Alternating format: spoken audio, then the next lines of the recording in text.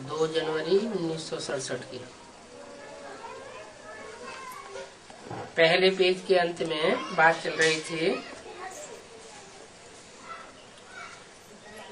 कोई फेल होंगे तो उनका पद भ्रष्ट हो जाएगा। साक्षी होकर के देखना है। फिर ऐसे भी नहीं है कि विकार में जाते रहे और कहें ड्रामा में ऐसा ही है। ऐसों को तो कहेंगे फिर जानवर बिसल।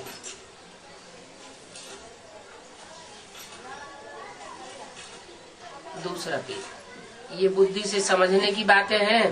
बाप कहते हैं देही अभिमानी बनो, कोई भी देहधारी से ताल्लुक नहीं। देही अभिमानी, देह और देही। देह माना शरीर और देही माना शरीर को धारण करने वाली आत्मा। तो देही अभिमानी माने आत्मा अभिमानी बनेंगे तो फिर किससे ताल्लुक होगा? आत्मा का ताल्लुक परमात्मा बाप से, क्योंकि आत्मा 84 जन्मों से कनेक्शन की बात हो गई। आत्मा जब याद आएगी तो कितने जन्म याद आ जाएंगे? पूरा 84 का चक्कर याद आ जाएगा। 84 का चक्कर याद आता है माना आत्मा अभिमानी। और सिर्फ ये जन्म याद आता है, इस जन्म के देह के संबंधी याद आते हैं। इसका मतलब आत्माभिमानी या देहाभिमानी? देहाभिमानी। अगर आत्माभिमानी बनेंगे तो देहधारियों से कोई ताल्लुक नहीं। हमको तो एक बाप को ही याद करना है। क्यों? एक बाप को क्यों याद करना है?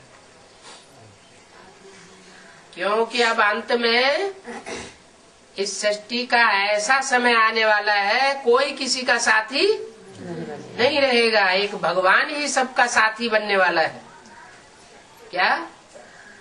जैसे मिसाल के तौर पर यज्ञ के आदि में जब हिंदुस्तान पाकिस्तान की लड़ाई हुई, खून की नदियां बह रही थी और 300-400 कन्याओं माताओं को सिंध हैदराबाद में तालों में जकड़ रखा था। तो जिन लोगों ने तालों में जकड़ रखा था, जब खून की नदियां बही तो वो छोड़ करके भाग गए। कोई ने नहीं देखा कि हमारी बेटी कहाँ है, बहन कहाँ है, पत्नी कहाँ है, कौन कहाँ है, बहन कहाँ है। अपनी अपनी जान लेकर के भागे। और वो कन्याएं माताएं स्वतंत्र हो गई। स्वतंत्र होकर के उनकी जहाँ लगन थी वहाँ कराची में चली गई। तो कोई से ताल्लुक नहीं रखना है। अभी तो ये संगम है, सतयुग आदि का और कलयुग अंत का संगम। बाप जरूर संगम पर ही आवेंगे। न सतयुग में आवेंगे, न त्रेता में, न द्वापर में, न कलयुग में। कब आवेंगे? जब श्रेष्ठ ते श्रेष्ठ युग की आदि होनी होती है और भ्रष्ट ते भ्रष्ट युग, पापी युग जिसे कहा जाता है, उस कलयुग का अंत होना होता है। दोनों का संगम है। पुरानी दुनिया को ही पतित दुनिया कहा जाता है। पावन दुनिया सतयुग को कहा जाता है। मुख्य बात पवित्र बनने की है। क्या? आत्मा जो अनेक जन्म लेते लेते, अनेक देहधारियों के संग में आते आते पतित बन गई है, उस पतित आत्मा को पावन बनाना है। कुछ भी हो जाए, लेकिन नगन नहीं होना है। आत्मा अभिमानी बन करके रहेंगे तो बाप का बल मिलेगा। और इसका मतलब ये भी नहीं कि आपस में ही लटकते रहना है। नाम रूप में फंस जाना है। आशिक मासूक जो होते हैं वो कब आपस में लटकते नहीं हैं, सिर्फ एक दो को देख करके ही खुश हो जाते हैं। बाकी लटकना आदि कुछ भी होने की बात नहीं है, वो तो देखने से ही खुश होते हैं। लटकने वाले में काम विकार का अंश जरूर आ जाता है। जो नाम रूप में फंस करके लटकते हैं वो और ही नुकसान कर देते हैं। वो आशिक मासूक का विकार में नहीं जाते हैं, एक दूसरे को सच्चा प्यार करते हैं। यहाँ तो माया ऐसी चंचल है जो फीमेल्स आपस में एक दो के साथ लटक पड़ती है। ये बड़ा कड़ा रोग है नाम रूप में फंसने का। जब तक एक दो की भाकी नहीं पहनेंगे, उनकी गोद में नहीं जावेंगे, तब तक उनको नींद नहीं आवेगी। बाकी पहनने बगैर जैसे कि प्राण जाते रहते हैं। ये सारी माया का रूप है। अनेक प्रकार के सट के माया लगा देती है। तुम बच्चों की जो बुद्धि में आना चाहिए, पुराना 63 जन्म का किचरा है जो अभी संगम युग में आकर के उदय होता है। इसमें आसक्ति रखनी नहीं चाहिए। कोई को भी देह में नहीं फंसना है, एक बाप को याद करना है तो ये बहुत मंजिल भारी। मंजिल भारी क्यों है? क्योंकि 63 जन्मों की रील अभी संगम युग में घूम रही है। विश्व का मालिक बनना है, ऐसे भी भारी मंजिल है। जितना ऊंचा पुरुषार्थ उतनी भारी मंजिल। भारी मंजिल को भी सहज कैसे बनाते हैं? भारत का प्राचीन योग तो गाते भी है, परंतु इससे क्या हुआ ये कोई नहीं समझ सकते। तुम समझाते हो योग बल से हम विश्व में मालिक बनते हैं, इसमें लड़ाई की कोई बात नहीं है। पांडवों ने बरोबर राज्य लिया, परंतु सुप्रीम पंडे के साथ योग लगाया। क्या सुप्रीम पंडा? तो इसका मतलब नंबरवार पंडे और भी हुए ना। उन्होंने पंडों के साथ योग नहीं लगाया, सुप्रीम पंडे के साथ योग लगाया। सुप्रीम पंडा कौन हुआ? शिव बाबा। सुप्रीम पंडे के साथ योग लगाया तो विघ्न विनाश हुए। पंडे के साथ जाना होता है ना, गाइड करता है ना पंडा। तो जब विक्रम विनाश हुए तब दूसरे जन्म में राजा ही पद पाया। ये है ही प्रिंस प्रिंसेस बनने की मिशन। जैसे वो रामकृष्ण की मिशन है, वैसे ये प्रिंस प्रिंसेस बनने की मिशन है। दुनिया में अलग अलग संस्थाएं होती है, उनका अपना अपना एम ऑब्जेक्ट होता है। डॉक्टरी का कॉलेज होगा तो डॉक्टर बनावेगा, इंजीनियरिंग का कॉलेज होगा इंजीनियरिंग बनावेगा, इंजीनियर बनावेगा। वकील का कॉलेज होगा जज बनावेगा, वकील बनावेगा। और ये भगवान आकर के राजयोग सिखाते हैं तो कौन सा कॉलेज खोलते हैं? है राजयोग यूनिवर्सिटी।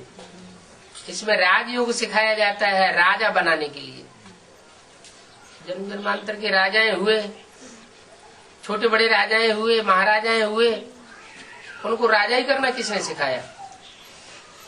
कोई कॉलेज खोला क्या?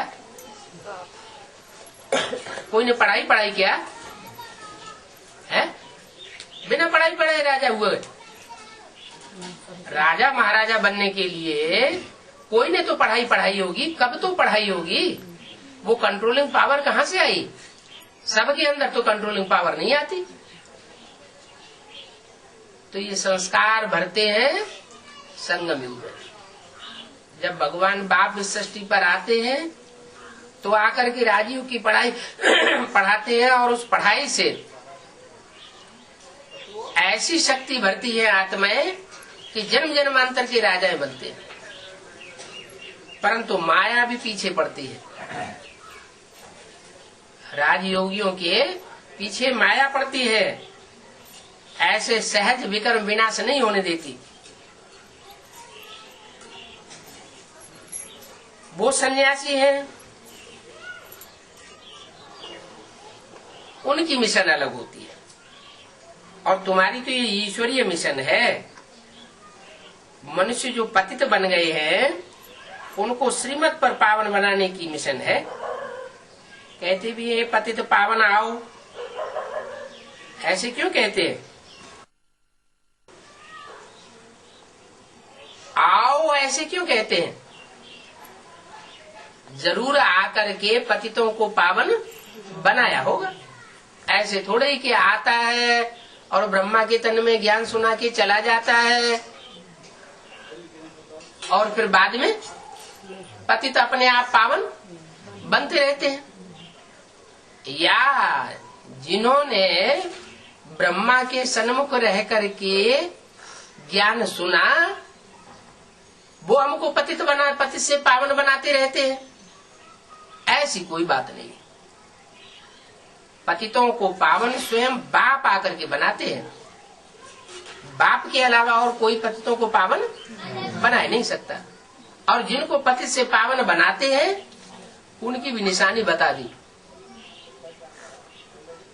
जो पतित से पावन बनते हैं वो ही बुलाते हैं, जो पतित से पावन बनते नहीं वो कभी बुलाते भी नहीं। 63 जन्मों में भी नहीं बुलाते और संगम युग में भी नहीं बुलाते। जरूर दूसरे धर्म में कन्वर्ट होने वाली आत्माएं होंगी, उन पर दूसरे धर्मों का छिलका लगा हुआ होगा, तो वो क्यों बुलावेंगी? वो किसको बुलावेंगी?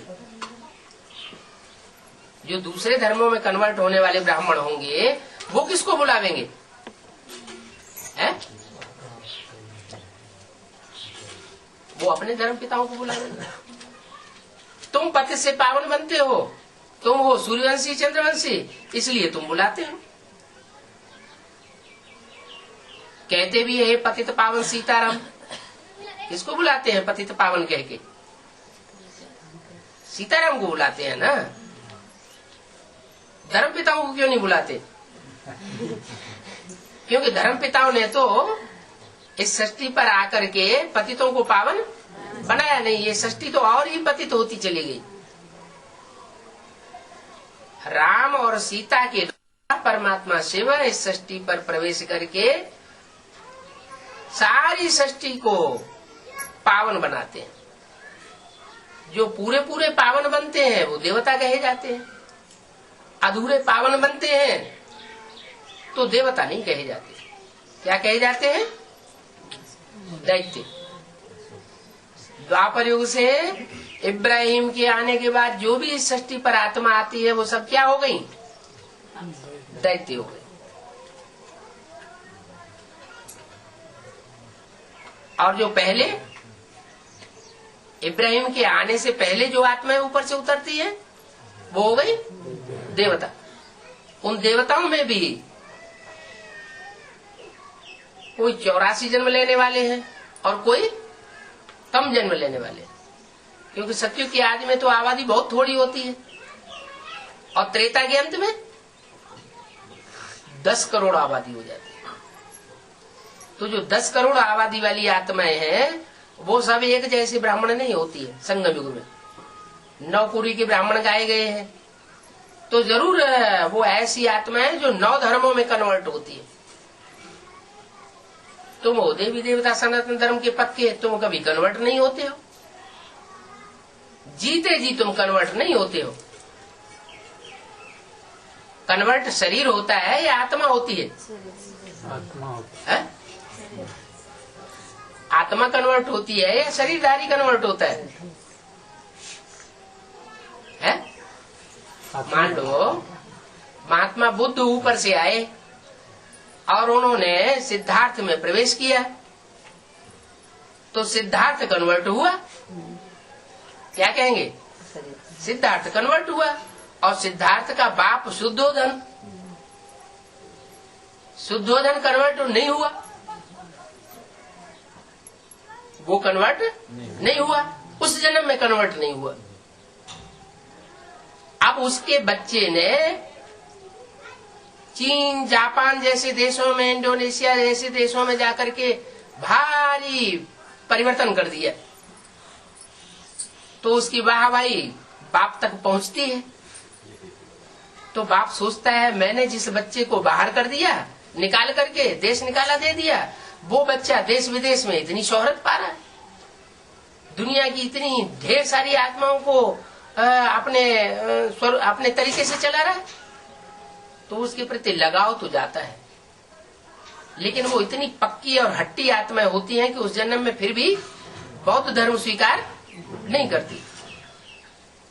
तो जो दिल जाता है ना, वो दिल जाने की वजह से अंतमते सुगते हो जाती। 300-400 वर्षों के बाद वो आत्मा बौद्ध धर्म में जाकर के जन्म लेती है। तो वो आत्मा जाके जन्म लेती है, उसे कन्वर्सन कहा जाएगा या नहीं कहा जाएगा? कहा जाएगा। आत्मा जाके जन्म लेती है, उसको कन्वर्सन कहा जाएगा। शरीर रहते रहते कोई कन्वर्ट हो जाए तो कहेंगे कन्वर्ट हुआ, और शरीर ही खत्म हो गया फिर तो आत्मा के लिए थोड़ा ही कहा जाएगा कि वो कन्वर्ट हो गई। कन्वर्ट वो कहा जाता है जो अपने जहाँ जन्म लेता है जिस धर्म में, और वहाँ रहते रहते, जीवन रहते रहते दूसरे धर्म में कन्वर्ट हो जाए तो कहेंगे कन्वर्ट होना। नहीं तो कन्वर्ट होना थोड़ा ही कहा जाएगा। वो तो आत्मा अपने लगाव के अनुसार अगले जन्म में ऑटोमेटिक दूसरे धर्म में जाके कन्वर्ट हो गई। उसने अपनी गलती नहीं की, खुद उस देश को धोखा नहीं दिया। तो कहते हैं पतित पावन आओ, पतित पावन आओ, तो किसको बुलाते हैं? सुप्रीम सोल ज्योति बिंदु के लिए कहें आओ, तो बिंदु का आना और बिंदु का जाना ये तो कोई मतलब की बात ही नहीं। आना जाना किसका कहेंगे? साकार का कहेंगे या निराकार के लिए कहेंगे? साकार के लिए कहेंगे। वो साकार में आता है। किस साकार में आता है? पतित पावन सीताराम कहा जाता है। सीता का नाम क्यों लेते हैं? सीता में भी प्रवेश करता है क्या? है? नहीं करता है कि नहीं करता है? करता है मालूम है। सीता में प्रवेश करता है, इसका प्रूफ मिलता है? यज्ञ के आदि में प्रवेश किया, उसका प्रूफ मिला? गीता माता में तो प्रवेश मिला। गीता माता में प्रवेश किया, काहे के लिए प्रवेश किया? भगवान आता है तो किस लिए प्रवेश करता है? ज्ञान सुनाने के लिए प्रवेश करता है या भक्ति सिखाने के लिए प्रवेश करता है? ज्ञान सुनाने के लिए प्रवेश करता है। तो प्रवेश किया सीता माता में ज्ञान सुनाने के लिए? ज्ञान सुनाने के लिए तो प्रवेश नहीं किया। तो भले उस समय ज्ञान सुनाने के लिए प्रवेश नहीं किया, लेकिन उस समय जो भी आत्माएं सहयोगी बनती हैं यज्ञ के आदि में, राम वाली आत्मा के साथ साथ वो आत्माएं सारी ही दूसरा धनुष लेकर के जब आती है, तो वो एडवांस पार्टी जब कही जाती है, तो उसमें जो भी 108 मणके हैं नंबरवार, उन सब में परमात्मा शिव का प्रवेश होता है। इसलिए वो रुद्रमाला के मणकों में मुख बनाए जाते हैं। बनाए क्या? वो तो बने बनाए होते हैं। कोई में 1 मुख, कोई में 4 मुख, कोई में 2 मुख, कोई में 14 मुख। तो जो मुख दिए हैं वो प्रवेश होने की यादगार है। एक आत्मा ने प्रवेश किया तो 1 मुख, 2 ने प्रवेश किया तो 2 मुख, और 10-14 ने प्रवेश किया तो 10 और 14 मुख। ज्यादा आत्माएं प्रवेश करती है, इसका मतलब वो आत्मा दूसरे धर्म का छिलका लेकर के आती है। और एक ही प्रवेश करता है माना वो आत्मा कभी कन्वर्ट होने वाली नहीं है, यानी जन्म लेने पर भी कन्वर्ट होगी नहीं। जन्म लेना माना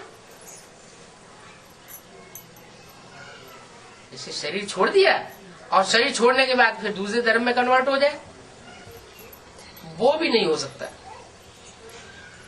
हाँ, पतितों का संग का रंग लग सकता है, जैसे कि भारतवासियों को पतितों का संग लगता है। कितना संग का रंग लगता है कि मुसलमान 4-4 बीवियां रखते हैं, और हिंदू राजाओं ने ढेर की ढेर बीवियां रखी, ढेर की ढेर रानियां रखना शुरू कर दिया, और मिसाल देना शुरू कर दिया। कृष्ण को 16,000 रानियां थी, तो हम क्यों नहीं रह सकते? तो ज्यादा पतित कौन हुए? मुसलमान ज्यादा पतित हुए या हिंदू ज्यादा पतित हुए? हिंदू ज्यादा पतित हो गए। तो भारतवासी ज्यादा पतित बनते हैं। क्यों पतित बनते हैं? क्योंकि वो बंदरपना अपना लेते हैं। बंदर जो है वो दूसरों की नकल करता है। भारतवासियों ने भी विदेशियों की नकल करना शुरू कर दिया। भारतवर्ष में तो राम के लिए गायन है, राम को सैंपल रखा जाता है कि राम मर्यादा पुरुषोत्तम थे। सारे जीवन में उन्हें एक ही पत्नी व्रतधारी रहना था, इसलिए भारतवासियों को पवित्रता के लिए विशेष माना जाता है। दूसरे धर्मों में पवित्रता की इतनी मान्यता नहीं है, क्योंकि वहाँ छूट दी हुई है। ज्यादा से ज्यादा शादियां करो, ज्यादा से ज्यादा बच्चे पैदा करो, सरकार भी उनको इनाम देती है कि ज्यादा बच्चे पैदा करोगे तो हमारी ज्यादा जनरेशन बढ़ेगी, दुनिया में हमारा नाम बाला होगा, हमारी ताकत बढ़ेगी। त्रेता युग जब खत्म होता है तो उस समय देवता ही देवताएं तो होते हैं इस पृथ्वी पर, दूसरे धर्म की आत्माएं तो होती नहीं। इब्राहिम जैसे ही आते हैं तो वो उनके प्रवेश करने मात्र से ही दृष्टिवृत्ति खराब होने लगती है हिंदुओं की। और इब्राहिम के पीछे पीछे जो भी आत्माएं आती हैं परम धाम से, वो सब प्रवेश करती है। उनके प्रवेश करने से जो देवी देवता धर्म की आत्माएं जो बाद में हिंदू कही गई, उन सब की दृष्टिवृत्ति खराब होती है। दृष्टि खराब हुई, वृत्ति खराब हुई, और वाचा भी खराब होती है, और कर्मेंद्रियां भी भ्रष्ट होती है। ऐसे जब भ्रष्ट बनते हैं तो उसमें जो सूर्यवंशी होते हैं वो भड़क जाते हैं। सूर्यवंशी भड़कते हैं और झगड़ा शुरू हो जाता है, अपना अपना प्रोविंस अलग अलग कर देते हैं। जो इस्लामी है उनको भगा दिया जाता है अरब देशों की तरफ, खदेड़ दिया जाता है। वो वहां जाकर के अपना इस्लाम धर्म स्थापन कर लेते हैं। वहां जाकर के वो जनरेशन उनको बढ़ानी है, इसलिए भाई बहनों में भी उनमें पहले शादी होती थी। सगे भाई बहनों में भी शादी होती है। अभी मुसलमानों सगे भाई बहनों में शादी नहीं होती, सिर्फ दूध बचाते हैं। बाकी मामा की लड़की, चाचा की लड़की, जो ताऊ की लड़की, उनके साथ भी शादी कर लेते हैं। क्यों? क्योंकि उन्हें तो अपनी जनरेशन बढ़ाने में ही फायदा है। हिंदुओं की जनरेशन थोड़ी होती जाती और दूसरे धर्म वालों की जनरेशन बढ़ती चली जाती है। जब ऐसे ऐसे होता है तो हिंदू बहुत कमजोर पड़ जाते हैं। भारत की हालत जो है बहुत खस्ता हो जाती है, जनसंख्या के आधार पर ही नहीं, क्वालिटी के आधार पर भी। वो अपने अंदर हीन भावना आ जाती है कि दूसरे देश जो है बहुत ऊंचे हैं और हम नीचे हैं। इसका प्रूफ ये है कि यहाँ के जितने भी जहीन वर्ग, जो अच्छे अच्छे बुद्धिमान लोग होते हैं, वो सब विदेश भाग रहे हैं पैसा कमाने के लिए। भारत की सरकार उनको उनका वेतन नहीं दे पाती, उनकी कदर नहीं कर पाती। जो जहीन है भी इंडिया में जो 2-4, तो उनको कोई पूछता नहीं। ऐसी स्थिति जब हो जाती है तो विदेशों को बहुत ऊंचा समझते हैं और भारत को बहुत नीची दृष्टि, अपने को नीची दृष्टि से देखने लग पड़ते हैं। विदेश की शिक्षा को बहुत अच्छा समझते हैं, विदेश के खान पान को बहुत अच्छा समझते हैं। नहीं तो भारतवासियों को अन्न तो बहुत शुद्ध था। देवताएं कोई मांस, गोश्त, मछली, अंडा, शराब नहीं खाते थे। देवताओं का जो भोजन था वो प्रकृति मुहैया कराती थी। सात्विक जीवन और सात्विक प्रकृति, इतनी सात्विक प्रकृति थी कि उन्हें कोई काम नहीं करना पड़ता था, कोई कल कारखाने नहीं थे, और फिर भी प्रकृति के द्वारा सब कुछ मुहैया होता था। तो ऐसी जिंदगी जिन देवताओं की थी भारतवर्ष में, वही देवताएं आकर के अंतिम जन्म में, कलयुग के अंत में आकर के दूसरों के संग के रंग में आकर के, विधर्मियों के संग के रंग में आकर के नीचे गिर जाते हैं। अभी बाप कहते हैं कि मैं आया हुआ हूं, भले तुम सारी दुनिया के मुकाबले जास्ती पतित बन गए हो, तुम्हारे कर्म जास्ती भ्रष्ट हो गए। दूसरे देशों में इतनी रिश्वत नहीं चलती है, इतना भ्रष्टाचार नहीं चलता है, और भारतवासियों में जबरदस्त भ्रष्टाचार। आज के देश की सबसे बड़ी समस्या हो गई है कि ये भ्रष्टाचार कैसे खत्म हो। बाप कहते हैं जो खुद भ्रष्टाचारी है वो भ्रष्टाचार खत्म कर ही नहीं सकते। मैं ही जब इस सृष्टि पर आता हूँ तो इस भ्रष्टाचार को खत्म करता हूँ। और ये भ्रष्टाचार की शुरुआत कहाँ से होती है? इस भ्रष्टाचार की शुरुआत होती है देह अभिमान से। देहभान होने से ही, अपने को देह समझने से, दूसरों को देह समझने से काम विकार की पैदाइश होती है। यह है सबसे बड़ा विकार। ऐसे तो 5 विकार है, काम क्रोध लोभ मोह अहंकार, लेकिन सबसे बड़ा विकार है काम विकार। काम विकार ये मुखिया है, जैसे डकैतों का मुखिया होता है। अगर इसके ऊपर जीत पा ली तो बाकी सब भाग जाएंगे। गीता में भी कहा है, हे अर्जुन, काम और क्रोध ये तड़े महाशत्रु हैं, तू इनको जीत ले। उन्होंने फिर स्थूल युद्ध दिखा दिए। अरे 2 बातें क्यों कर दी? या तो काम क्रोध को जीत लो या फिर दुर्योधन दुशासन को जीत लो। लेकिन काम क्रोध जो है वही लड़ाई वास्तव में है, मनुष्य के अंदर की लड़ाई है। मनुष्य अपने अंदर की जो दुर्गुणों को अगर जीत लेता है, कमजोरियों को जीत लेता है, तो विश्व विजयी बन सकता है। इसलिए कहते भी है, मन जीते जगत जीत, माया जीते जगत जीत, मन के हारे हार और मन के जीते जीत। ये मन जो है वो हमको गड्ढे में ले जाता है।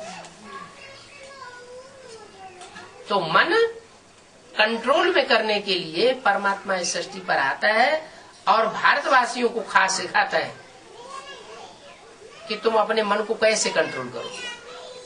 क्या करो? अपन को आत्मा समझो। हम ज्योति बिंदु आत्मा है, भ्रकुटी के मध्य में निवास करने वाला सितारा इन आंखों से देखता है। जब तक ये सितारा इस भ्रकुटी में मौजूद है तब तक आंखों में से रोशनी निकल रही है, और जैसे ही वो सितारा निकल जाता है मनुष्य मुर्दा हो जाता है और आंखें बटन हो जाती है, वो रोशनी चली गई। तो जो सितारा है आत्मा, उस सितारे की स्थिति में टिकना माना आत्माभिमानी बने, और आत्माभिमानी बने तो काम विकार स्वतः ही नष्ट होता है। कैसे? हम आत्मा और तुम आत्मा। अब इसमें स्त्री पुरुष की बात ही नहीं रही। स्त्री का चोला और पुरुष का चोला जब देवभान आता है तो बुद्धि में बात आती है। हम जानते हैं कि आत्मा स्त्री चोला भी लेती है, आत्मा पुरुष चोला भी लेती है। सारा जीवन काम विकार प्रधान होने की वजह से मनुष्य अंत में शरीर छोड़ता है तो वो स्त्री को याद करता है। शरीर छोड़ते समय स्त्री को याद करेगा तो अंतमते सुगते, स्त्री का चोला मिल जाता है। ऐसे ही स्त्री सारे जीवन पुरुष को याद करती है तो अंतमते सुगते, पुरुष का जन्म मिल जाता है। तो ये आत्मा स्त्री या पुरुष का चोला धारण करती है, वो संस्कार के अनुसार है, लगाव के अनुसार है, अटैचमेंट के अनुसार। अगर अटैचमेंट नहीं होगा तो आत्मा आत्मिक स्टेज में रह करके परम धाम की वासी बनेगी, इस सृष्टि की वासी नहीं बनेगी। सृष्टि की वासी बनती है तो आत्मा ऊपर से आती है, या तो गर्भ महल में प्रवेश करती है या तो गर्भ जेल में प्रवेश करती है। द्वापर कलयुग में आएगी तो गर्भ महल में नहीं आएगी, गर्भ जेल में आएगी। और सतयुग त्रेता में ऊपर से आत्मा उतरती है तो गर्भ महल में आती है। गर्भ महल में आने पर स्त्री और पुरुष का भान होता नहीं है, लेकिन स्त्री पुरुष का चोला मिलता है। एक जन्म में स्त्री का चोला, एक जन्म में पुरुष का चोला। सतयुग त्रेता में विभेद नहीं होता कि 2-2 जन्म स्त्री के मिल जाए, 2-2 जन्म पुरुष के मिल जाए, नहीं। वहाँ तो समान रूप से चलता है, एक जन्म स्त्री का और एक जन्म पुरुष का। 21 जन्म तक क्रम सही चलता है। और जैसे ही दूसरे धर्म की आत्मा इस सृष्टि पर आना शुरू होती है, वैसे ही देह भान बढ़ने के कारण वो क्रम टूट जाता है। 2-2 जन्म स्त्री के, 2-2 जन्म पुरुष के मिलना शुरू हो जाते हैं। कोई जरूरी नहीं है, लेकिन वो क्रम टूट जाता है तो देवभान बढ़ता है। देवभान क्यों बढ़ा? जैसे सोने में खाद मिक्स होती है, सोने में चांदी मिलाई जाती तो चांदी की खाद आ गई, सोने में तांबा मिलाया गया तो तांबे की खाद आ गई, सोने में लोहा मिलाया गया तो लोहे की खाद आ गई। तो ऐसे ही सतयुग वाली जो आत्माएं, जो सच्ची आत्माएं थी, उनमें त्रेता युग जब शुरू होता है तो चांदी की खाद पड़ना शुरू हो जाती। कैसे? जो 14 कला संपूर्ण बनने वाली, 14 कला का संपन्न पुरुषार्थ करने वाली आत्माएं हैं, वो ऊपर से आकर के इस सृष्टि पर जन्म लेती है और उनके संग का रंग लगता है। सतयुग में तो सिर्फ 2 करोड़ आबादी होती है, त्रेता में आके 10 करोड़ आबादी हो जाती है। माने चौगुनी आत्माएं ऊपर से उतरी और इस सृष्टि पर आकर के चौगुनी आत्माएं जो है वो 2 करोड़ सतयुग की आत्माओं को संग का रंग लगाती है। तो संग का रंग तो लगेगा ना, जो संग का रंग लगता है उससे सृष्टि का दूषण जास्ती होता है। लेकिन त्रेता युग में इतना पतन नहीं होता जो देहभान शुरू हो जाए, देह की स्मृति आना शुरू हो जाए। लेकिन जैसे ही द्वापर युग शुरू होता है, द्वापुर नाम क्यों रखा गया द्वापुर? हैं? 2-2 मतें शुरू हो जाती है। इब्राहिम आते हैं, वो अपनी अलग मत स्थापन करते हैं इस सृष्टि पर आकर। भगवान ने जो मत स्थापन की थी उस मत की कोई वैल्यू नहीं रहती। विधर्मी धर्म पिताओं के आने की वजह से वो आकर के ऐसी मत स्थापन करते हैं जिससे मनुष्यों की पूजा बढ़ती है, मनुष्यों को याद बढ़ती है। देवताएं जो थे वो भगवान को याद करने वाले और भगवान के साकार रूप को याद करने वाले। जो भगवान को साकार स्वरूप को याद करते हैं वो जल्दी पावन बनते हैं, श्रेष्ठ बनते हैं, उनके आचरण भी श्रेष्ठ बनते हैं। और जो भगवान के स्वरूप को निराकार रूप में याद करते हैं, वो निराकारी स्टेज वाली आत्माएं क्षिप्र गति से पावन तो बन जाती हैं, लेकिन इतनी पावन नहीं बनती जो देवता बने। इसलिए वो परम धामवासी बनती है, मुक्ति मिलती है उनको, जीवन मुक्ति नहीं मिलती। जीवन मुक्ति माना जीवन में भी रहे और दुख दर्दों से भी दूर रहे। माना आत्मा शरीर धारण करके इस सृष्टि पर रहे, सुख भोगे और दुख न भोगे। तो आत्मा की चाहत क्या है? आत्मा क्या ये चाहती है कि इस सृष्टि को हमेशा छोड़ करके हम ऐसी दुनिया में चले जाएं जहाँ न सुख हो, न दुख हो, न शरीर हो?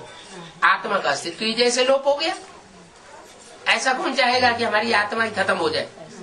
ऐसा तो कोई नहीं चाहता। आत्मा रहे, आत्मा तो अजर अमर अविनाशी है, लेकिन आत्मा अजर अमर अविनाशी तब कही जाए जब वो शरीर धारण करे। अगर शरीर ही नहीं है तो सुख दुख भी नहीं है, फिर तो ये नाटक ही खत्म हो जाता है। अरे ये कैसे हो सकता है कि आत्मा हमेशा के लिए सृष्टि रंगमंच से चली जाए, न सुख धारण करे न दुख धारण करे? तो ये तो भगवान के लिए भी नहीं कहा जा सकता। भगवान को भी इस सृष्टि पर आना पड़ता है। कहते भी है हर युग में भगवान आता है। अब तो भगवान को तो इस सृष्टि पर बांध दिया और साधु सन्यासी दूसरों को सिखाते हैं कि हम हमेशा के लिए मुक्त हो जाए। तो हमेशा के लिए किसी की मुक्ति होती नहीं। आत्मा हमेशा के लिए सृष्टि से मुक्त हो जाए माने आत्मा का अस्तित्व खत्म हो गया। तो आत्मा का अस्तित्व खत्म हो जाना ये तो संभव ही नहीं है। जो भी आत्माएं हैं उन सब आत्माओं को इस सृष्टि रूपी रंगमंच पर जन्म मरण के चक्र में जरूर आना पड़े, और जन्म मरण के चक्र में आवेंगी तो वो नीचे जरूर गिरेंगी। क्यों? जैसे कोई बीज होता है और बीज को बार बार बोया जाए, कोई अच्छा बीज आता है और उस बीज को बार बार बोया जाता है, तो कई बार बोने से उसकी ताकत कम हो जाती है। जो पहले 20-25 दाने निकलते थे, दूसरी बार बोने से उसमें कम दाने निकलेंगे, कम मोटा दाना निकलेगा, उसका पौधा छोटा होने लगेगा। तो ऐसे ही ये आत्मा भी एक प्रकार का बीज है। ये परमधाम से इस सृष्टि पर जब ये आत्मा आती है तो पावरफुल शरीर धारण करती है।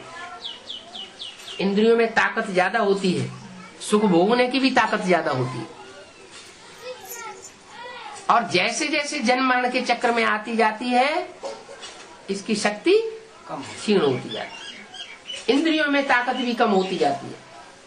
आज से 300-400 वर्ष पहले की हिस्ट्री तो मनुष्य के पास ऐसी मौजूद है जो कोई काट नहीं सकता। 300-400 साल पहले महाराणा प्रताप की जो तलवार है वो म्यूजियम में रखी हुई है। वो तलवार इतनी भारी है कि कोई साधारण आदमी उसे उठा भी नहीं सकता ठीक से, और वो तलवार चलाते थे।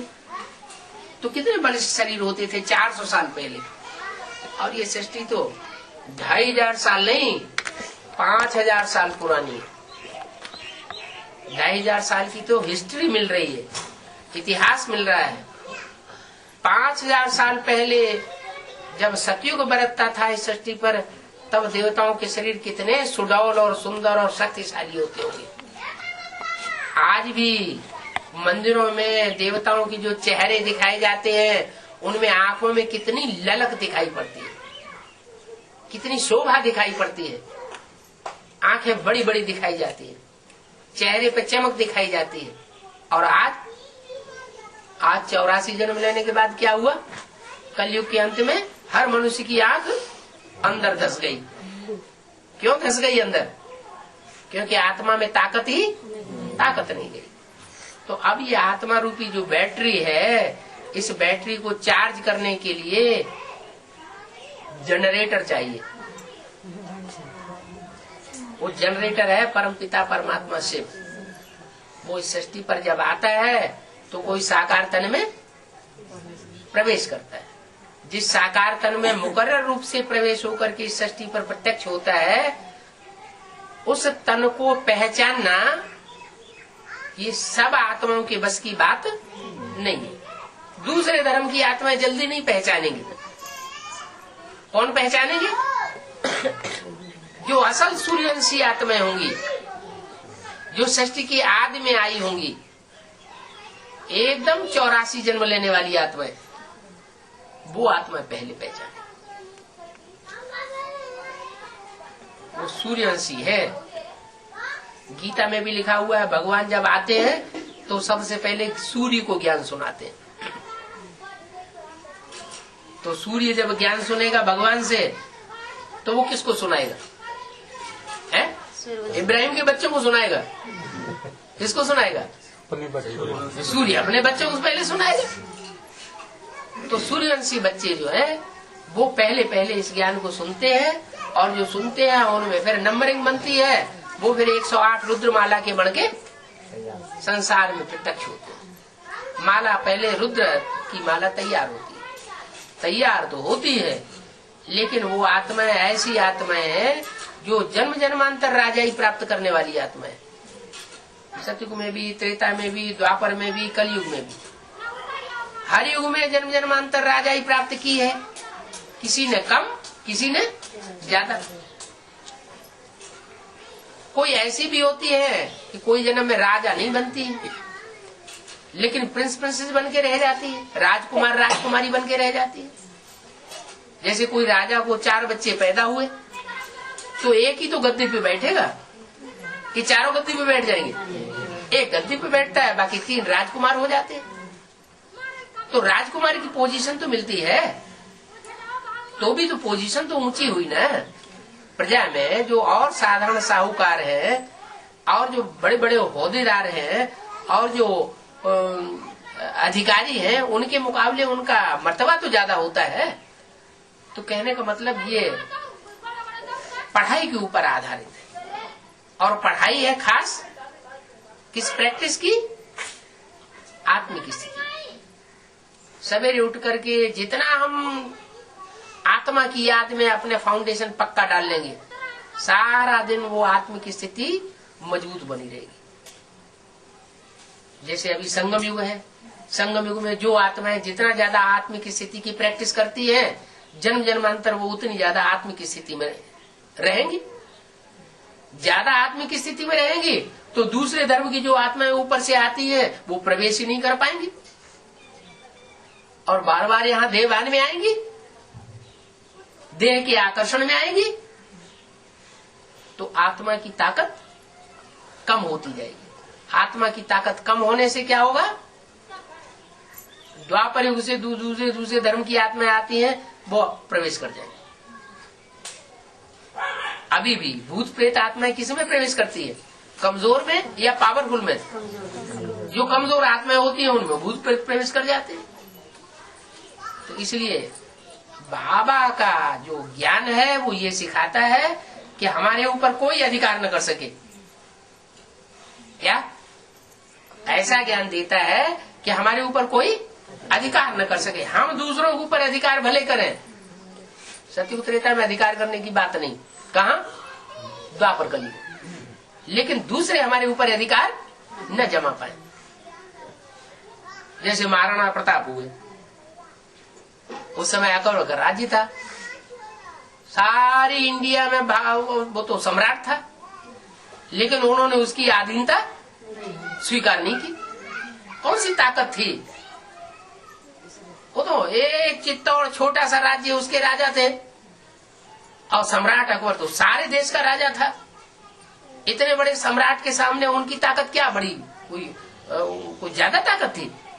लेकिन फिर भी अंजाम क्या हुआ, महाराणा प्रताप ने कभी भी उनकी अधीनता स्वीकार नहीं की। तो ये शक्ति कहाँ से भरी?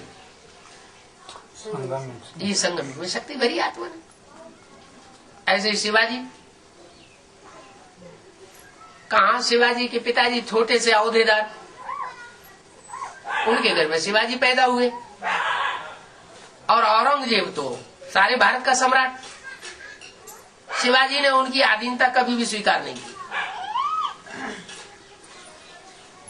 एक बार चंबे में फंस भी गए तो कोई न कोई युक्ति बना करके और निकल गए, हिम्मत नहीं हारी।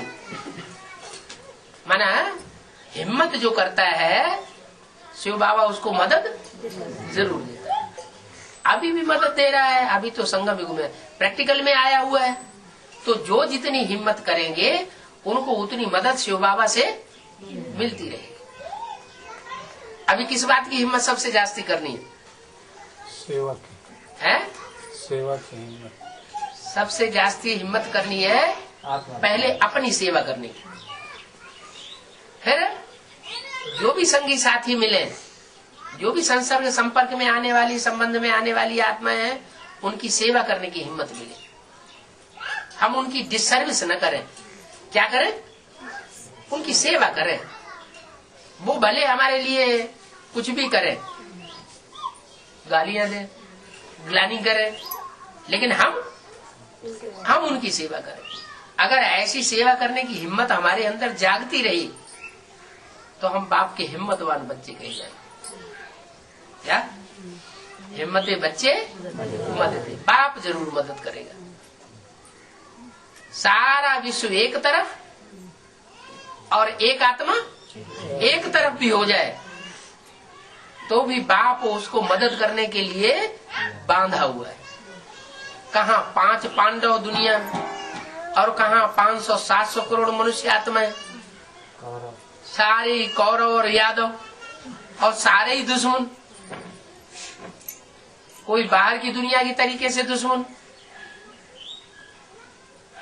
कोई ब्रह्मा कुमार कुमारी बनकर के दुश्मन, और कोई प्रजापिता ब्रह्मा कुमार कुमारी बनकर के भी दुश्मन हो जाते हैं। माना सारी ही दुनिया दुश्मन हो जाती है तो भी वो हिम्मत नहीं हारते। जैसे बाप ने श्रीमत दी है उस श्रीमत पर चलना है और श्रीमत पर चल करके आत्माभिमानी बनकर के रहना है। न दुख देना है न दुख लेना है। दूसरों को देना है तो क्या देना है? सुख देना है। ऐसा ज्ञान कभी न सुना है कि दूसरे को दुख हो जाए। कभी कभी क्या होता है कि अहंकार में आकर के ज्ञान तो सुनाते हैं, लेकिन ऐसा ऐसा ज्ञान सुनाते हैं जिससे दूसरी आत्मा अगर उठने वाली हो तो भी और ही गिर जाए, हाथ जोड़ ले, हमें नहीं चाहिए ये ज्ञान, नफरत ही पैदा हो जाए। तो वो डिससर्विस नहीं करना चाहिए। डिससर्विस माना कोई आत्मा को उमंग उत्साह में लाने की बजाय और ही उसको डाउन कर देना। सर्विस करना माना उमंग उत्साह में लाना, खुद भी उमंग उत्साह में रहना, दूसरों को भी उमंग उत्साह में लाना। वो सर्विस दूसरों की तब कर सकेंगे जब पहले हम खुद आत्माभिमानी बनने की हिम्मत करें। ये बहुत बड़ी तपस्या है। क्या वो ऋषि मुनि सन्यासी तो टांग ऊपर कर देते हैं, एक टांग पर खड़े हो जाते हैं, पांव के पंजे पर खड़े हो जाते हैं, हाथ ऊपर कर देते हैं, हाथ ऊपर किए खड़े रहते हैं, तो वो समझते हैं ये तपस्या है। खाना नहीं खाते हैं, इसे तपस्या समझते हैं। बाप कहते हैं वो कोई तपस्या नहीं है, ये तो देह को दुख दिया, क्या जीव घात कर रहे हैं। बाप आकर के जीव घात नहीं सिखाते, भूखा रहना नहीं सिखाते, कोई तकलीफ नहीं देते। क्या कहते हैं? सिर्फ क्या करो? आत्मा को याद करो। दूसरे को देखते हो तो भी आत्मा बिंदी याद आए। क्या चेहरा देखने में आएगा, लेकिन साथ साथ हाँ वो बिंदी सितारा जरूर याद आए। चाहे किसके माथे पे बिंदी या टीका लगा हुआ हो या न लगा हुआ हो, लेकिन हमको क्या याद आना चाहिए? हाँ, कि हमको दिखाई पड़े कि ये सफेद सफेद सितारा इसकी विभूति में चमक रहा है। तो अगर ऐसी प्रैक्टिस डाल ली तो जैसे कि हम आत्मा में चलते फिरते उठते बैठते खाते पीते, कोई गाली दे रहा है तो भी, कोई ग्लानि कर रहा है तो भी हम उसको किस रूप में देखें? आत्मिक। जब आत्मिक रूप में देखेंगे तो आत्मा आत्मा भाई भाई हो जाएगा। वो भी परमात्मा का बच्चा, हम भी परमात्मा के बच्चे। वो थोड़ा ज्यादा तमो प्रधान अंदर से समझेंगे। क्या समझेंगे? कि ये ग्लानि कर रहा है, गाली दे रहा है, तो ये ज्यादा तमो प्रधान बन गया है, और हम थोड़ा मेहर है हमारे ऊपर बाप की, इसलिए हम अपने को कंट्रोल किए हुए हैं। रहम आना चाहिए कि ये आत्मा नीचे गिर रही है, इस आत्मा को भी ऊपर उठाए। तो जब हम ऐसे लगातार वाइब्रेशन बनाएंगे तो हमारे वाइब्रेशन का दूसरों के ऊपर असर पड़ेगा। इसलिए बताया कि जब विनाश होगा उस समय कोई तलवार लेकर के या बंदूक लेकर के भी हमारे ऊपर आक्रमण करने के लिए आ जाएगा, क्या बिल्कुल मारने के ऊपर ही आमादा हो जाएगा, तो भी हमारी आत्मिक स्थिति के आधार पर उसको भयंकर साक्षात्कार हो जाएगा, अब भाग खड़ा होगा। कुरान में भी लिखा है जब कयामत होती है तो खुदा के बंदे बहुत मौज में रहते हैं, उनके ऊपर कोई तकलीफ नहीं आती है, तकलीफ उनको महसूस नहीं होती। तो बंदे कब कहे जाएंगे? जब देवान में रहना बंद करें। क्या देवान में रहना बंद करें तो खुदा के बंदे, और देवान अगर आता रहता है तो कहेंगे अभी खुदा के बंदे नहीं है, गंदे हैं। तो सुबह से लेकर के शाम तक ये प्रैक्टिस करें पक्की। क्या कि हम ज्योति बिंदु आत्मा है, और दूसरी भी आत्मा जो जरूर मिलती है जुलती है संपर्क संबंध में आती है, उनको भी हम क्या देखें? ज्योति बिंदु आत्मा के रूप में देखें। अगर ये प्रैक्टिस पक्की पड़ेगी तो शर्त यह है कि आत्मा को परमात्मा जरूर याद आएगा। क्या आत्मा बच्चा बने और बच्चा आत्मा को परमात्मा बाप याद ना आए, ये हो नहीं सकता। जहां जहां आत्मिक स्वरूप होगा वहां परमात्मा साथ साथ रहेगा, और जहां देवान होगा, जहां पाप हो, देवान से ही पाप पैदा होते हैं ना। वो जो भी पाप बनते हैं वो कैसे बनते हैं? देवान से बनते हैं। अपने को आत्मा नहीं समझा, देह समझा, तो स्त्री पुरुष दिखाई देगा, स्त्री पुरुष दिखाई देगा तो काम विकार पैदा हो जाएगा।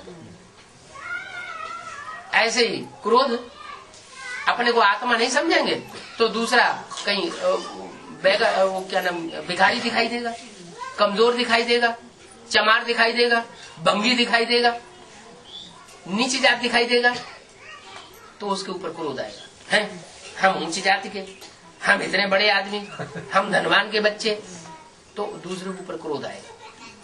अगर आत्मा आत्मा देखेंगे तो कोई क्रोध किसी के ऊपर नहीं आएगा। ऐसे ही लोभ, लोभ कब आता है? मैंने कमाया, मेरे शरीर ने कमाया, मैंने अपने शरीर से ये धन कमाया, ये धन मेरा है, तो वो लोभ आ जाता है। तो इसको बैंक बैलेंस इकट्ठा करें। जो बच्चे हैं वो खाते रहेंगे जन्म जन्मांतर, तो जन्म जन्मांतर बच्चों के लिए धन इकट्ठा किया, ये देहधारियों के लिए इकट्ठा किया ना। वो बच्चे आज इस जन्म में बच्चे हैं, अगले जन्म में हमारे दुश्मन बनेंगे, क्या बनेंगे कुछ पता है? कुछ भी पता नहीं। तो लोभ जो है उसका भी मूल क्या हुआ? देह अभिमान। चाहे देह अपनी है, अपनी देह के लिए, और चाहे दूसरों की देह के लिए धन का लोभ किया, खाने पीने की चीजों का लोभ किया, तो वो लोभ का मूल जो है वो देह अभिमान होता है। आत्मा समझेंगे तो वो देहभान लोभ का पैदा नहीं होगा। ऐसे मोह, मेरा बच्चा, ये इसका बच्चा, माताओं में ज्यादा होता है। मेरा बच्चा, मेरे को क्यों ऐसे देखा, मेरे बच्चे से ऐसे क्यों कहा, ये तो तेरा बच्चा है। जैसे सौतन में झगड़ा होता है ना, ऐसे झगड़ा हो जाता है। तो ये जो मोह है उसका भी मूल क्या हुआ? मेरे पेट से पैदा हुआ बच्चा और तेरे पेट से पैदा हुआ बच्चा, उसका बच्चा और मेरा बच्चा। चाहे क्रिश्चियन से पैदा हुआ हो, क्रिश्चियन से पैदा हुआ वो भी बच्चा, और हिंदुओं से पैदा हुआ वो भी बच्चा। क्रिश्चियंस को क्यों नहीं छूते? क्रिश्चियंस को घर में रखने से नफरत क्यों करते? मुसलमानों को नफरत क्यों करते हैं? चमारों को नफरत क्यों करते? चमार बेचते, जो भंगी है उनको नफरत क्यों करते हैं? गंद उठाते हैं, खराब काम करते हैं क्या? है? माँ भी तो गंद उठाती है, माँ की ना मौजूदगी में बाप भी तो गंद उठाता है। तो एक का उठाता है, उसे अनेकों का उठाते हैं। हाँ, ठीक है, हम विश्व कल्याणकारी बनेंगे, विश्व कल्याणकारी बनेंगे, तो जो विश्व कल्याणकारी बनेंगे वो अच्छे, या एक के कल्याणकारी बनेंगे वो अच्छे? विश्व कल्याणकारी बनेंगे तो विश्व के बाप कहे जाएंगे, है सूर्यवंशी बनेंगे, और एक का कल्याण करेंगे तो फिर संकुचित बुद्धि हो गई। तो जो भी विकार पैदा होते, अहंकार ही है, अहंकार जो है वो भी देहभान से पैदा होता है। तो सब बातों की एक ही दवा हो गई, क्या? अपन को और दूसरों को आत्मा समझ करके देखना। आत्मा न देखने के कारण दुनिया भर की झंझटें संसार में पैदा हो गई, दुनिया भर के दुख व्याप्त हो गए। तो शुरुआत कहाँ से करें? हैं? अपने को पहले आत्मा बनाए कि पहले अपने बच्चे को बनाए? जो बच्चे हैं, पत्नी है, उनके ऊपर चढ़ बैठे पहले। तू आत्मा अभिमानी बन। नहीं, शुरुआत कहाँ से हो? अपने से। अपना सुधार किया तो परिवार सुधरेगा, अपना सुधार किया नहीं तो परिवार कभी भी सुधर नहीं सकता। परिवार का, अपने घर का सुधार नहीं किया तो दुनिया का सुधार कभी हो नहीं सकता। कोई ऐसे भी होते हैं, ज्ञान अपने घर वालों को नहीं सुनाएंगे, हमारी बदनामी हो जाएगी, लड़की ज्ञान में चलने लग पड़ेगी तो फिर बदनामी हो जाएगी। लड़की को शादी नहीं करता है, ये नहीं करता है, तो अपने बाल बच्चों को ज्ञान नहीं देंगे, क्या करेंगे? दूसरों को ज्ञान देंगे। खुद स्वर्ग में जाने का पुरुषार्थ करेंगे, अपने बाल बच्चों को नरक में ढकेलेंगे, तो उनको क्या कहेंगे? ये परिवर्तन कर पाएंगे? ये अपना भी परिवर्तन नहीं कर सकते और दुनिया का भी परिवर्तन नहीं कर सकते। तो आत्मा बनना, आत्मिक स्थिति में अपने को देखना, ये पहली सीढ़ी है पुरुषार्थ की। उसके बाद कौन सी सीढ़ी है? दूसरी सीढ़ी कौन सी? परमात्मा बाप को याद करना। बाप को याद तभी कर सकेंगे जब ज्ञान लेंगे। क्या ज्ञान अगर लेंगे नहीं, ज्ञान में रस होगा नहीं, तो बाप की पहचान नहीं हो पाएगी। क्योंकि बाप जो है वो असली रूप में तो बिंदु है, शिव ज्योति बिंदु बाप है ना, कि कोई देहधारी बाप है? वो तो हमें पता ही नहीं है। इतनी बड़ी दुनिया में कैसे पता चले कि राम बाप कौन है? और सृष्टि रूपी रंगमंच का पहला बच्चा कृष्ण कौन है? हमें कैसे पता चलेगा? पता चलेगा क्या? नहीं। वो तो ज्ञान में जब हम घुसेंगे तब हम जान सकते हैं। तो ज्ञान जो है वो कैसे मिलेगा? है ज्ञान माने जानकारी। वो जानकारी कैसे मिलेगी? बाप से। पहली जानकारी तो बाप से ही मिलेगी। आत्मा की जानकारी बाप से मिलती है, परमात्मा की भी जानकारी बाप से मिलती है। और आत्मा परमात्मा इस सृष्टि रूपी चक्र में कैसे अपना पार्ट बजाते हैं, आत्मा कैसे पार्ट बजाती है, परमात्मा कैसे पार्ट बजाते हैं, वो भी सारी जानकारी बाप से ही मिलती है। तो वो अंतर पैदा हो जाता है आत्मा में और परमपिता परमात्मा में। क्या अंतर पैदा होता है? आत्माएं जो भी है वो जन्म मरण के चक्कर में आने वाली है, वो सब सुख और दुख भोगने वाली है। और परमात्मा परमपिता वो सुख दुख से परे का पार्ट बजाता है। सुख भी नहीं भोगता और दुख भी नहीं भोगता, वो अभोक्ता कहा जाता है। माने आत्माएं जितनी है वो सब भोगी है और परमपिता वो अभोक्ता है। ये अंतर है। अगर वो भी भोक्ता बन जाए तो इस सृष्टि को उद्धार करने वाला कोई नहीं है। वो एक ही तुरीय आत्मा ऐसी है जो जन्म मरण के चक्र में आकर के सुख दुख नहीं भोगती, ना गर्भ से जन्म लेगी और न उसका मृत्यु कभी होता है। हाँ, वो प्रवेश करती है। जैसे मनुष्य ने जो गीता बनाई है उसमें भी लिखा हुआ प्रवेशतुम, मैं प्रवेश करने योग्य हूँ। फिर एक बार कह दिया प्रवेश करने योग्य हूँ, फिर दूसरी तरफ गर्भ से जन्म दिखा दिया कृष्ण का और राम का। तो मनुष्य बुद्धि जो है वो फैसला नहीं कर पाती आखिर सच्चाई क्या है। भगवान आकर की सच्चाई बताता है। क्या बताता है सच्चाई? कि मैं अजन्मा हूँ, मैं गर्भ से जन्म नहीं लेता, और तुम आत्माएं प्रवेश भी करती हो और गर्भ से भी जन्म लेती हो। अगर देवात्माएं बनती हो तो गर्भ से जन्म लेने के बावजूद भी दुख सहन नहीं करती, क्योंकि तुम गर्भ महल में आती हो सतयुग त्रेता में।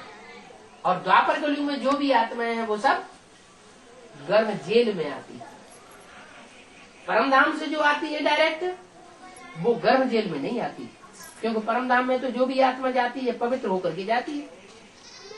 इस सृष्टि पर जब विनाश होता है, भगवान इस सृष्टि पर आता है, दुनिया का स्थापना पालना और विनाश कराता है, तो सब आत्माएं पवित्र होकर के वापस जा सकती है।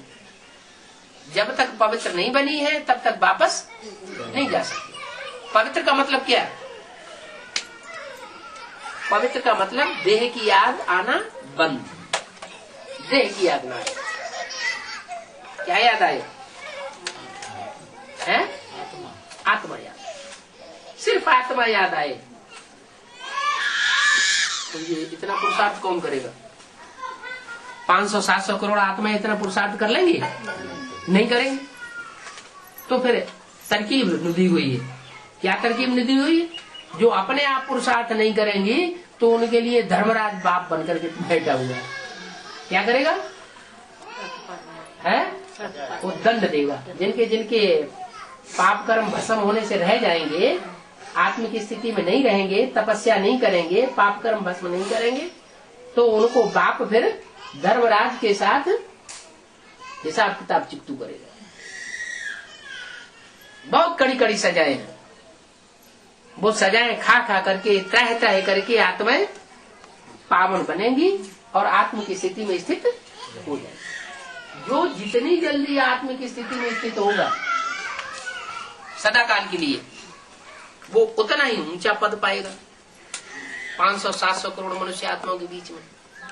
और जो जितनी ही देर में पावन बनेगा यानी आत्म की स्थिति धारण करेगा, वो उतनी ही नंबर उसका नीचे गिर जाएगा। मान लो कोई आत्मा 700 करोड़ में नंबर पे आई, तो कलयुग के अंत में आकर के बस जन्म लिया और मरी, जैसे मक्खी मच्छर। तो मक्खी मच्छर बनना अच्छा या 84 जन्म देवता बनना अच्छा? ऐसी भी आत्मा है जो 82-83 जन्म भी सुख भोगती है, दुख नहीं भोगती। तो अच्छी लिस्ट में आना चाहिए। अभी हमारा भाग्य हमारी मुट्ठी में है। क्या भगवान ने आके हमारी मुट्ठी में हमारा भाग्य दिया हुआ है। चाहे तो हम अच्छे से अच्छे बन जाएं और चाहे तो मक्खी मच्छर जैसे बन जाए।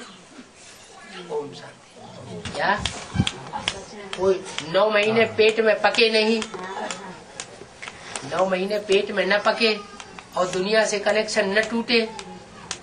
जिस दुनिया को शरीर छोड़ करके आई है आत्मा, उस दुनिया से कनेक्शन न टूटे, तो वो नए बाप का बच्चा बन पाएगा? ऐसे ही ये 9 दिन की भट्ठी है, एक दिन जाना एक दिन आना और 7 दिन वहाँ दुनिया से अलग थलग करके रखा जाता है। अंदर ही खाना, अंदर ही पीना, अंदर ही सोना, अंदर ही ज्ञान सुनना, याद में बैठना। कि सब सूर्यवंशी है? सब प्रसन्न चित्त है कि प्रसन्न चित्त भी है कोई?